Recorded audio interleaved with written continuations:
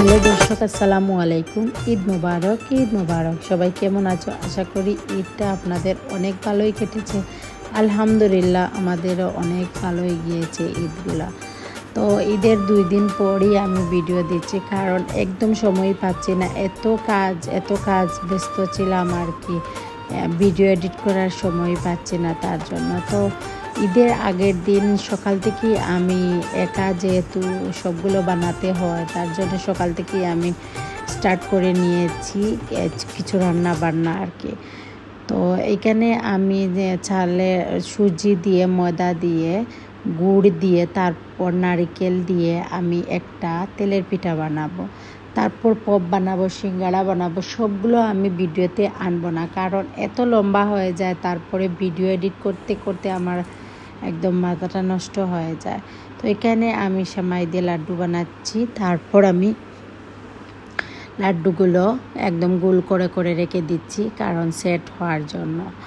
তো আমার সংক্ষেপে যা কিছু মনে পড়ছে তাই বানাচ্ছি, কারণ এই ঈদে এত কিছু খাওয়া যায় না, তবুও বানাতে হয়, কারণ অনেক আসা যাওয়া করেন। সবাইকে তো আর ঈদের সময় খালি মুখে দিতে পারবো না। তো পপ আর সিঙ্গাড়া আমি বানিয়ে নিয়েছি, আর তেলের যে মশলার যে পিঠা সেটাও বানিয়ে নিয়েছি। সেটা বানিয়ে আমি ফ্রিজে রেখে দিলাম। আর এখন এগুলো আমি বানাচ্ছি, আর সেগুলো আমি এখন ভাজবো না, কারণ সকালেই ভাজবো, যেহেতু আগে থেকে বেজে রাখলে আর কি আমার কাছে ভালো লাগে না, তার জন্যই আর কি আমি ঈদের দিন সকালেই ভাজবো। তো এগুলা আমি বানিয়ে নিচ্ছি। তারপর আরও অনেক কিছু রান্নাবান্না আছে, আর আজকের ভিডিওটাই রান্নাবান্নাতে আসলে সবাই বলবেন হয়তো তোমার এত রান্না, আসলে আমার রান্না করতেই ভালো লাগে, কাউকে খাওয়াতেই ভালো লাগে, তার জন্যে আমার রান্নাবান্নাই বেশি থাকে। তো জানি না কেন ঈদের দিনের যে পুরিগুলো একদম ফুলে ওঠেনি, আমার মন খারাপ হয়ে গিয়েছিল। হয়তো নারিকেল দেওয়ায় হয়তো ফুলে ওঠেনি না, আমার হাতের পুরিগুলা এত সুন্দর হয়ে ফুলে উঠে কি বলবো। তো যতটুকু পেরেছি ফুলিয়ে বানাচ্ছি।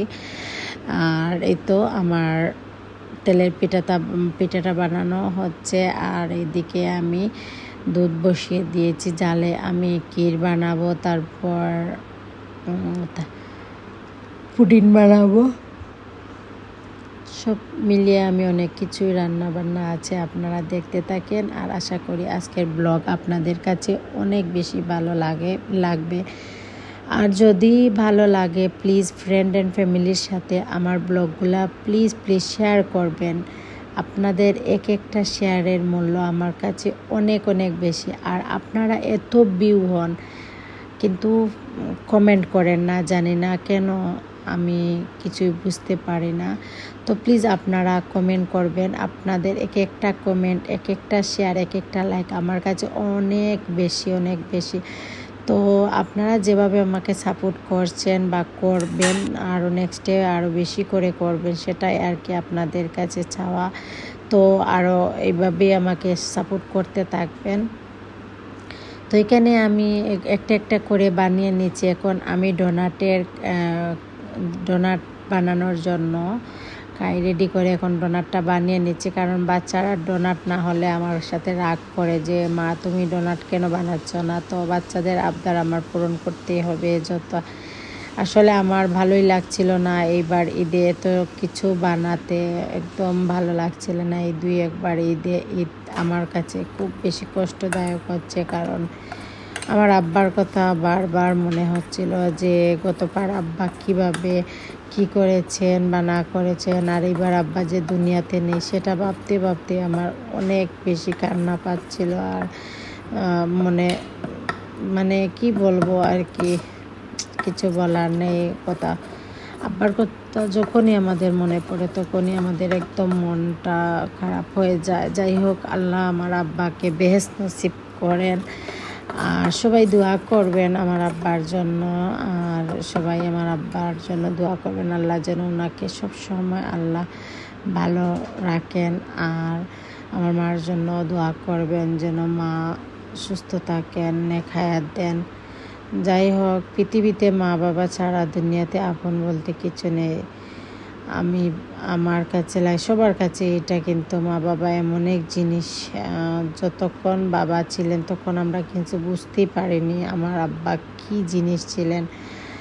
যেই আমাদের মাঝ থেকে চলে গেলেন, এখন এক একটা দিন এক একটা ফল শুধু আব্বার কথা মনে পড়ে। আসলে আব্বার কথা বলতে আমি একদম ইমোশনাল হয়ে যাই। যাই হোক, আব্বার কথা বলতে বলতে আমার চোখের জল এসে গিয়েছিল। সবাই আমার আব্বার জন্য দোয়া করবেন। আর কি বলবো, তো ঈদের আগের দিন সবাই কল করছিল, আর এটাই আর কি, 2বার ঈদে আমাদের সবার মন খারাপ। জীবন তো চলতে থাকবে, সবার বাচ্চা কাচ্চা আছে, সবাই তো চলতে থাকবে। যাই হোক, এখন আমি আমার রিহানের জন্য পনির বানিয়ে নিচ্ছি। রিহান একটা পনির আনিয়ে দিয়ে বললো, মা এটা বানিয়ে নাও। তারপর আমি এদিকে কিছু রান্না বান্না করছি, এদিকে বুয়াই আদা রসুন বানাচ্ছি, এদিকে আমি মুরগ পোলাও বানাচ্ছি। এটা কিন্তু আমি সন্ধ্যার পরে বানাচ্ছি, কারণ ঈদের দিন সকালের একটা প্রিপারেশন নিচ্ছি। তারপর আমি ছোট ছোট মাছগুলাও রান্না করে নিচ্ছি। আর এখন আমি বানাচ্ছি এখানে ক্ষীর আর কি, পায়েস বানাচ্ছি ঈদের দিনের জন্য। তো কিছু কাজ এগিয়ে নিচ্ছি। এখানে আমি ক্যারামেল বানাচ্ছি, কারণ আমি একটা পুডিংও বানাবো। তো এক একটা করে বানাতে বানাতে আসলে আমার সকাল 10টা থেকে আমার রাত 11:30 বেজে গিয়েছে একটা একটা জিনিস বানাতে বানাতে। তো যাই হোক, আসলে আমি আমার যেগুলা রান্না বান্না সেগুলো আমি কাছের মানুষের হাতে দেই না, কারণ ওরা কিভাবে বানাবে, নিজে যদি পছন্দ হয় না, খেতেও ভালো লাগে না এর জন্য। তো এখানে আমি ক্যারামেল বানিয়ে পায়েসেও দিলাম। তারপর আমি পুডিং বানানোর জন্য দিয়েছি। আর আমার রিহান পুডিংও খেতে খুব বেশি পছন্দ করেন। ওরা একদিনেই পুরো পুডিংটাকে নিয়েছিল। আসলে বাচ্চারা থাকলে বাচ্চাদের করে সব কিছু বানালে উঠে আর কি। আর আমার বাচ্চারা ওদের পছন্দ মতো বানায়। তো দেখেন আমার বাচ্চারা কি করছে এখানে। মাত্র আমি ভিডিও নামাজ পড়ে ওদের নামাজগুলো আমি আপনাদের আসলে ওনারা মসজিদে যেতে পারেনি, একটু লেট হয়ে গিয়েছিল।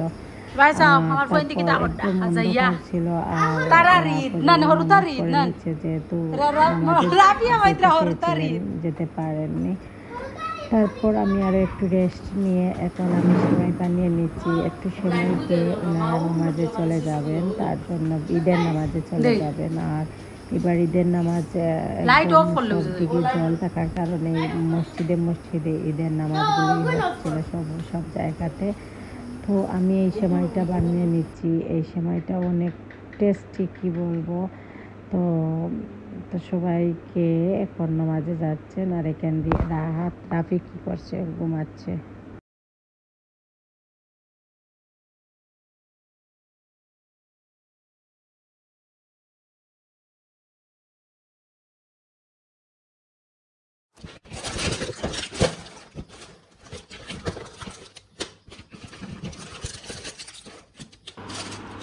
ওরা সবাইকে সালাম করে তারপর নামাজে চলে গেলেন। তারপর আমি যে আগের দিন যেগুলো পপ বানিয়ে রেখেছিলাম এগুলো আমি এখন তেলে দিয়ে বেজে নেব। পপ সিঙ্গারা এগুলাই আর কি। তো গরম গরম আসার পরে খাবেন। তো এখন আমি টেবিলটা রেডি করে নিয়েছি, যেহেতু ঈদের নামাজ পড়েই সবাই এসে যাবেন, খাওয়া দাওয়া করবেন। যারা আসবেন তারা খেয়ে নেবেন, তার জন্য সব টেবিলে লাগিয়ে নিচ্ছি। আর এই বাড়িতে আমি এত কিছু বানাতে পারিনি, আর যতটুকু পেরেছি আলহামদুলিল্লাহ ততটুকু বেশ। আর সবাই দোয়া করবেন আমি সবসময় সুস্থ থাকি। তো আমরা যখন সুস্থ থাকবো তখন আমাদের বাচ্চারাও কিন্তু সুস্থ থাকবে। মা বাবা সুস্থ থাকলে বাচ্চারাও সুস্থ থাকেন। তো এখানে মেসাব নামাজ পড়ে আসার পরে ওনাকে নাস্তা দিয়ে দিলাম। তারপর ওনারা সবাই আসবেন, খাওয়া দাওয়া করবেন। তো দেখতে থাকেন।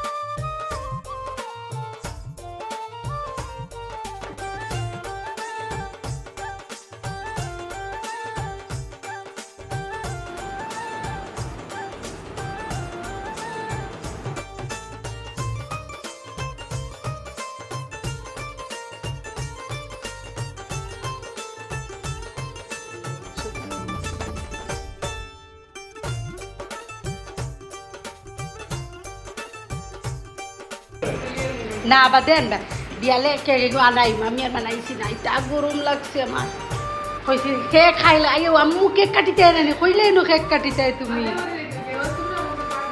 ওটা খাও না কি রে খাও ওটাতে কিচ্ছু খাও না তো ওটা লাড্ডু খাও এগুলো বানাইল ইয়া তাই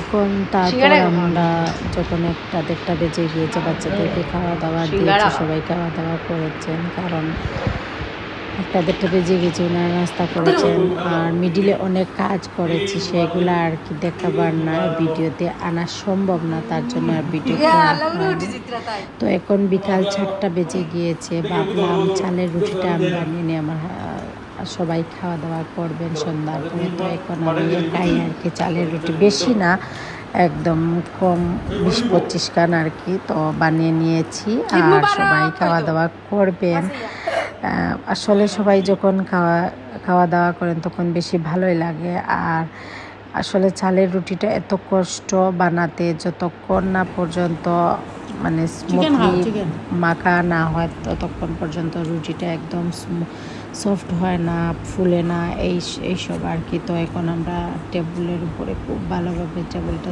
পরিষ্কার করে তারপর ওইখানে আমরা বানিয়ে নিচ্ছি তো এখন আমি রুটি বানাচ্ছি আর বইকে বলছি তুমি একটু মেখে দাও আর আমি ওইদিকে বানিয়ে নেব তো এখন আমার বানানো শেষ হয়ে গেছে এখন আমি রুটিগুলো আর কি সেঁকে নিচ্ছি আর চালের রুটি যেভাবে বানানো হয় সেইভাবে আর কি বানিয়ে তারপর সবাই খাওয়া দাওয়া করবেন সন্ধ্যার পরে আর দিনে অনেক কিছু কাজ করেছি ঈদের দিন তা আমরা ভিডিওতে আনা সম্ভব না তার জন্যই আর কি ভিডিওতে আনতে পারি না আপনারা তো বুঝতেই পারছেন যাই হোক আপনাদের কেমন ঈদ কাটলো প্লিজ আপনারা কমেন্টের মাধ্যমে আমাকে জানাবেন আর আমাদের অনেক বেশি ভালোই ঈদ কেটেছে তো নেক্সট এখন ওনারা আর কি মাগরিবের নামাজ পড়ছেন মাগরিবের নামাজ পড়েই আমি রুটি দিয়ে দেব সবাই একসাথে খাওয়া দাওয়া করছেন দেখতে থাকেন আজকের মতো বিদায় নিয়ে নিচ্ছি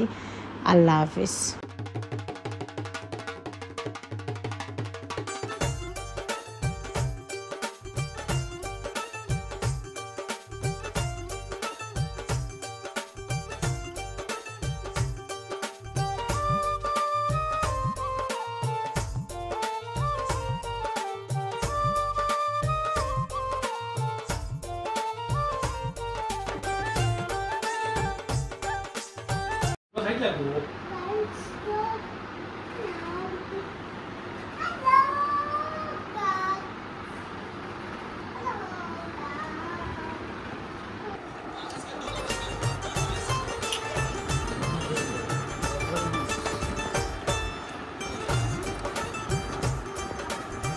বানানি চলো যাতে সবে মিলিয়া খাই যে ভাল লাগে নানি মন্নত হয় মন্নত তোমার মুখ দেখে আসেন আর আপু খাবাই দিলানি